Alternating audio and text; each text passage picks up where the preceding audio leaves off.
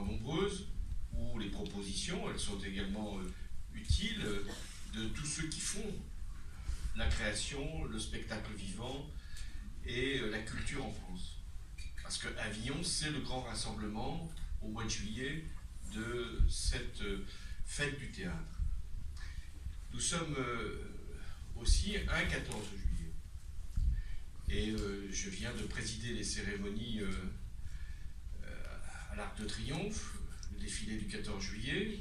J'ai fait une intervention télévisée. On m'a interrogé sur la levée de l'état d'urgence. État d'urgence que j'avais décidé d'instaurer au lendemain des attentats du 13 novembre 2015, et c'est-à-dire le Bataclan, les terrasses et le Stade de France.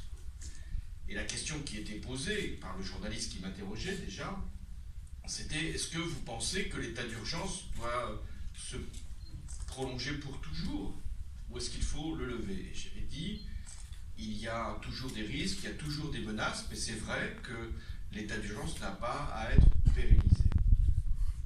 Le soir même, donc, nous sommes ici, à Avignon, et quelques minutes avant que nous nous rendions vers la cour d'honneur pour voir le spectacle de la Comédie Française, je suis informé qu'il y a eu un véhicule qui est rentré dans la foule à Nice au moment du feu d'artifice.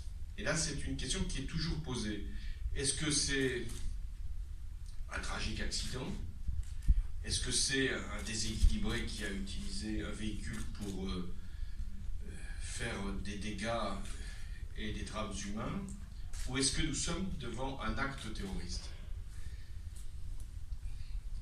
Tout me conduit à penser que nous sommes devant un acte terroriste. D'abord la date, le 14 juillet.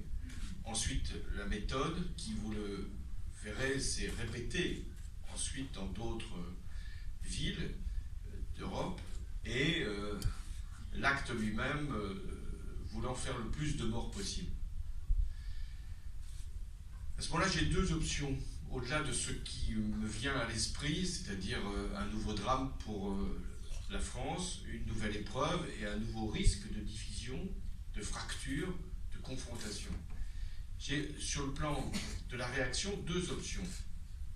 Soit me rendre immédiatement à Nice pour exprimer ma compassion et donner déjà mes premières réactions sur les lieux mêmes du drame, ou rentrer à Paris et présider une réunion de crise, parce que s'il y avait acte terroriste à Nice, il pouvait y avoir d'autres actes terroristes ailleurs qu'à Nice. Donc je choisis cette seconde option.